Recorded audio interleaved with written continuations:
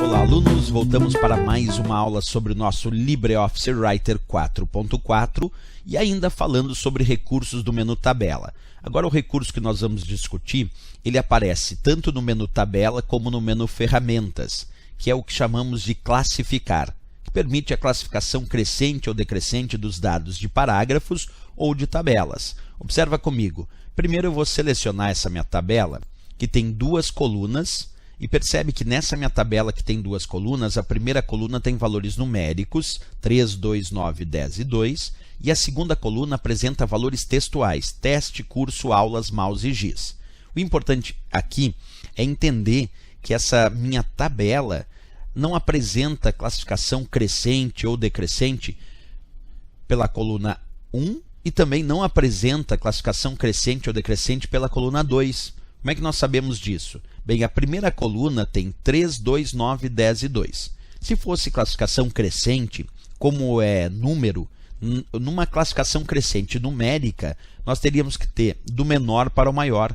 Então, se a primeira coluna tivesse classificada em ordem crescente, teria que ser 2, 2, porque tem duas vezes o 2, depois 3, depois 9, depois 10. Então, quer dizer, ela não está classificada em ordem crescente e nem decrescente. Porque se fosse decrescente, teria que ser primeiro o 10, depois o 9, depois o 3, depois 2 e 2. E eu também posso dizer isso para a segunda coluna, que não tem classificação nem crescente nem decrescente. Como é que eu posso observar isso contigo? Porque quando é classificação crescente ou decrescente por ordem alfabética, é de A a Z quando é crescente e de Z a A quando é decrescente. Por exemplo, ali eu tenho teste, curso, aulas, mouse e giz. Se fosse classificação crescente, por ordem alfabética da segunda coluna, em primeiro lugar teria que ter A de aulas. Depois nós teríamos que ter curso. Depois nós teríamos que ter a sequência desses padrões, como por exemplo giz. Depois mouse e por último teste.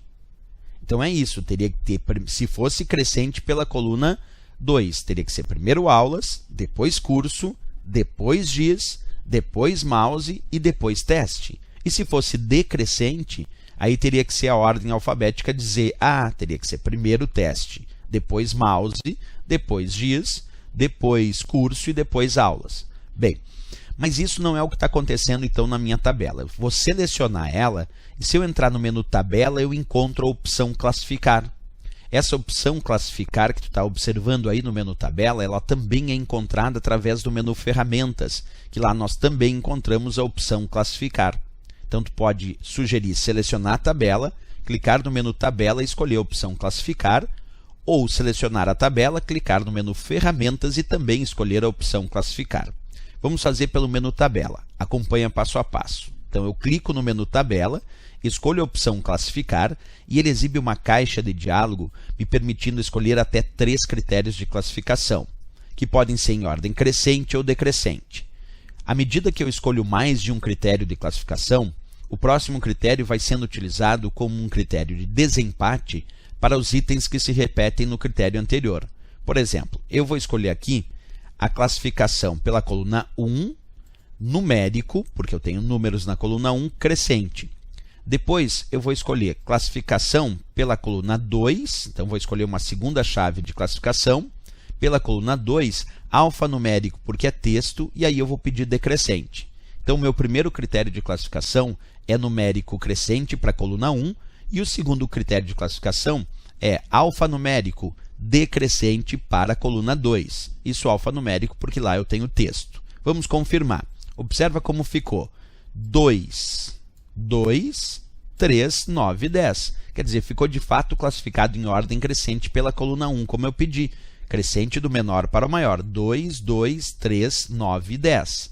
Mas como os itens não perdem o relacionamento com os elementos da coluna da segunda coluna, 2 continuou sendo relacionado a giz e 2 também continuou sendo relacionado a curso. Mas observa agora, o que ele fez com o segundo critério que indicava a classificação decrescente pela segunda coluna? Nos itens que se repetiram, nesse caso só o 2 tinha repetição, ele aplicou o segundo critério como um critério de desempate. Porque se eu tinha 2 giz e 2 curso, e eu tenho repetição então nesse item 2, qual é o primeiro 2 que vai aparecer? O 2 curso ou o 2 giz? Bem, se eu pedir como segundo critério decrescente, ele é um critério de desempate para esse item 2 que está se repetindo. Então, como foi decrescente, tem que ser primeiro o 2 giz e depois o 2 curso. Então, o segundo critério, que era classificação decrescente, era apenas um critério de desempate se os itens do primeiro critério tivessem repetição. E aqui tinha, né? O 2 teve repetição, então ficou primeiro 2 giz e depois 2 curso. Se o segundo critério fosse crescente, ficaria primeiro 2 curso e depois 2 giz, mas era decrescente.